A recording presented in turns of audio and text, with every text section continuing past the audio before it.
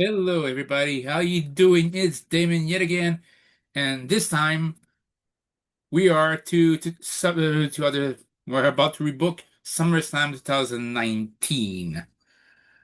So I want basically do a recapitulation of basically the summer of 2019. So basically, what was happening in movie? In movie, this of course you have Avengers Endgame. I still remember going to. I think it's one of the last time I actually went to a premiere of a movie, like the opening day. And man, was it full? It was way too full for my liking. It's like me and my girlfriend were basically like stuck, basically sitting next to. I was say this like basically, when you feel like the room is not as aerated, basically not as doesn't have as much hair as you're supposed to. Yeah, that's how it felt like. And I know it was kind of late April, early May, but I still consider some a real summer blockbuster. And it was pretty good, but to be honest with you, I prefer Avengers Infinity War. And truth be told, the time traveling things that they said makes no sense whatsoever. It felt like they wanted to do time traveling for the sake of time traveling, which was cool, but now it led to the multiverse. When Hot Tub Time Machine is better at explaining time traveling than you, maybe it's not something you need to go too deep into this. You just need to keep it simple. Bill and Ted as well keep it simple. Back to the Future, relatively simple. Tenet was difficult, but Tenet actually made more sense in terms of Avengers Endgame. Just feel like having its cake and eat it too. But all in all, I still love the movie. It has many. It just has some flaws and basically plenty of flaws, but I still love the movie. Shazam, the first one. What a surprise! It irritates me when people say, or it irks me when people say, "Oh, the DCU was all a bunch of failures." I say, no, it's not. It ended with a bunch of failures, but it wasn't a bunch of failures. It's not defined by failures because how can you define failures? You have Man of Steel, you have Wonder Woman, Aquaman, Shazam, all of these made a lot of money.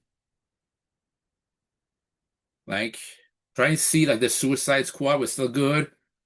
I'm trying to see what other movies were there for the DCEU that I really remember. The Flash is still has good moments. Aquaman 2 is okay, but it's like near the end, the 2023 releases were just boring and okay to trash. And it doesn't help that James Gunn practically said, never mind those movies. We really started DCU starting 2025. And truth be told, James Gunn need to worry about his own DCU because it's really worrying to see that basically he has nothing prepared apart from Clayface, which probably will be good if it's not him being involved like he did with Supergirl and Men of Tomorrow. If everything has to be James Gunn or James Gunn light, it's not a good sign.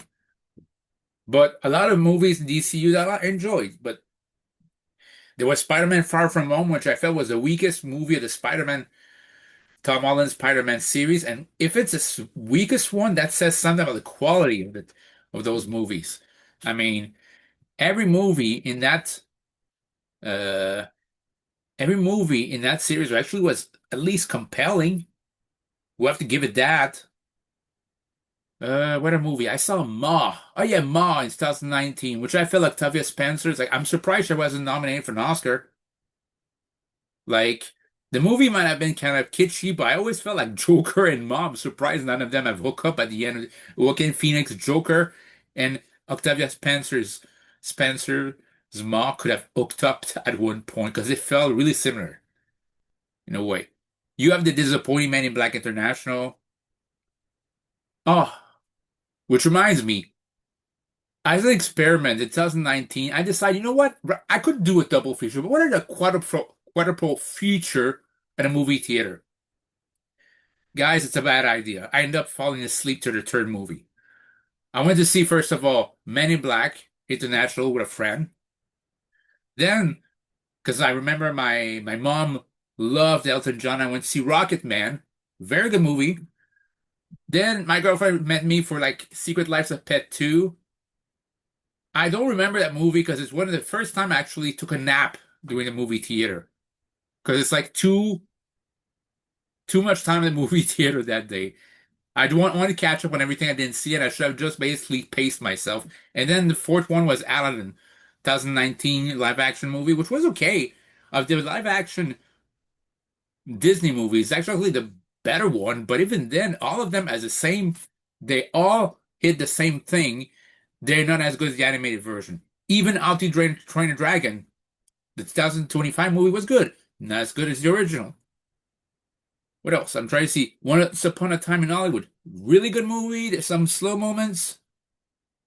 I'm waiting for the last movie of Quentin Tarantino, but I get the feeling it's gonna be like the J.R.R. Martin's movie, S- Winds of Spring. I think it's never gonna come out. And yeah, trying to see what other movie was there in summer that I could remember. I think that's pretty much it. But in wrestling, in wrestling, this is what basically AEW started its business. Yeah, it started basically officially in 2019. We had Dean Douglas, sorry, that's like Dean Ambrose leaving the WWE to become John Moxley, as he is today. Chris Jericho, the Young Bucks, Cody Rhodes, who ended up leaving. Yeah, AEW. In WWE, what did we have? We have as champions. We have WWE champion Kofi Kingston, who rightfully won at WrestleMania 35. You have Brock Lesnar winning back from Seth Rollins, which has kind of felt like, it was a waste of the Money in Bank match for Lesnar to just come in and win. Uh, you had Becky Lynch as double champion until she lost the SmackDown Women's Championship to Charlotte, who instantly lost it to Bayley. You had for IC as a IC champion at the time, Shinsuke Nakamura. US champion, you had AJ Styles, which I felt was so below what he should have been. SmackDown Tag Team Champions, The New Day, and the Tag Team Champions were either the OC or the Revival. I don't remember. Again. And yeah, the Cruiserweight Championship. Yeah, the Women's Tag Team Championship, Alexa Bliss and Nikki Cross, and Cruiserweight title was held by Tony Nese. And I felt that SummerSlam 2019 at least had more than six matches in current PLE standards. I felt like the SummerSlam 2019 is one of the most puzzling SummerSlams of all time. Not the worst, but it's like a lot of matches that should have been booked on the card were not. Daniel Bryan was on the card, Drew McIntyre was on the card, Roman Reigns was on the card. It's like, what happened? Braun Strowman was on the card, Bobby Lashley was on the card. Uh, what else? Samoa Joe was on the card. The Hardys went on the card. The New Day was on the card. Rey Mysterio was on the card. Asuka was on the card. I just thought it was kind of weird. And that's why I want to remedy this. So I would start off, that's because I want to keep it around 12 matches, but if it's exceeding, like Tony Khan, I'll make it a pre-show match. And the pre-show match will be for the Cruiserweight title. Tony Nese defending against Chad Gable, against Buddy Murphy, against Ricochet. I'm split. You can basically give it a Cruiserweight title to Chad Gable or to Ricochet. Do something with one of the two. So, because on Tony Nese, the title was pretty much unimportant, inconsequential, and Buddy Murphy already had his reign. So, then we'll move on to the actual card. Like in real life, you have for the women's title, Becky Lynch versus Natalia. I don't see why it was a submission match. Like it felt like really anchored on for no reason.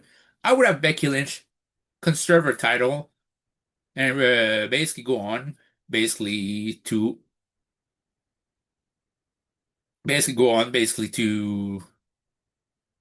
feud with somebody else.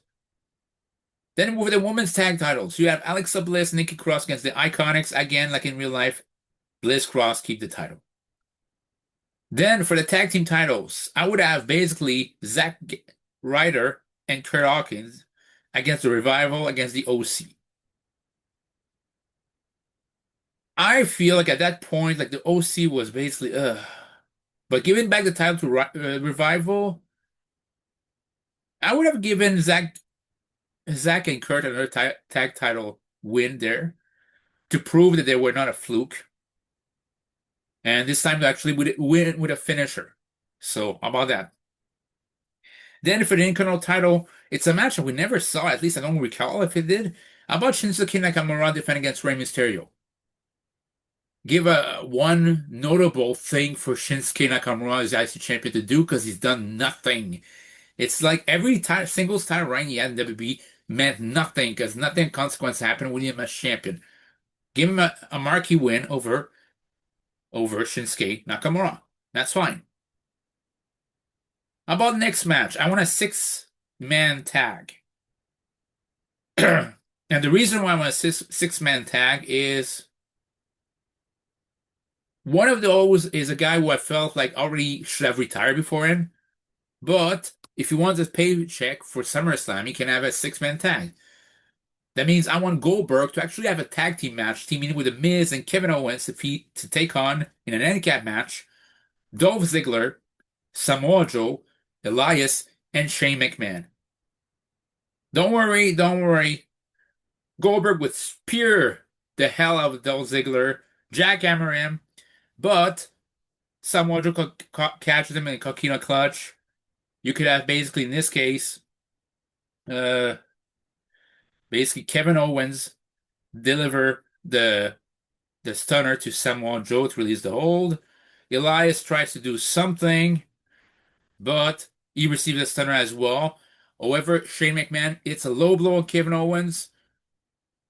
Kevin Owens basically tries to do something. Shane McMahon tries to do something, but gets caught into a super kick from Kevin Owens. Then afterwards, skull crushing finally from Miz. 1, 2, 3. Basically, I want Miz to get another win over Shane McMahon. So yeah. For the number one contender spot, you have Braun Strowman versus Bobby Lashley versus Drew McIntyre versus AJ Styles. And that'd be number one contendership for the Universal title. And I wonder whoever wins gets to face Seth Rollins the next pay-per-view. And I felt like Seth Rollins beating Braun Strowman made no sense. Like Braun Strowman should have been protected more. So I could have Braun Strowman and basically Drew McIntyre cancel each other out. AJ Styles, AJ Styles as US champion, or Bobby Lashley could have wound up winning that match and still ended up having a great Night of Champions match with Seth Rollins. For the WWE title, you still have Kofi Kingston and Randy Orton, but I would have Kofi Kingston win, not with the Trouble in Paradise, but probably with the basically SOS pin 1, 2, 3, but it still leads to Randy Orton pummeling Kofi Kingston after the match, which leads to Night of Champions rematch. That's fine. Finn Balor versus The Fiend. Fiend squashes Finn Balor like in real life. Trish Stratus with Charlotte Flair. Very close match, and like in real life, Charlotte Flair wins, but not by submission, but because she hits like I love her running big boot. And I think she could have the best big boot that is not Masaru Chono or Test. So why not reestablish a big boot or running big boot as her finisher? Why not? Next up, for the SmackDown Tag Team Championship, you have the New Day defending against the Hardys. I would have the New Day retain there. And after the match, basically, you would have a show of respect to the New Day and the Hardys. The penultimate match, you have Daniel Bryan versus Roman Reigns, because they were kind of feuding together. And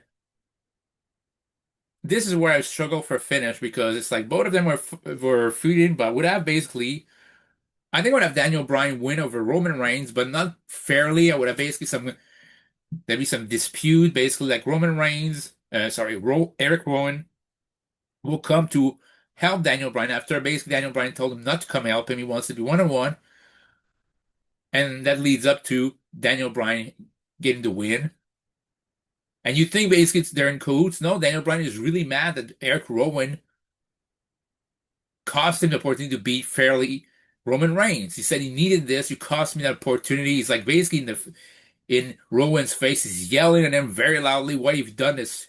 What's your point? Well, basically, not just what's your point, but who are you? Who the hell are you to do this to me?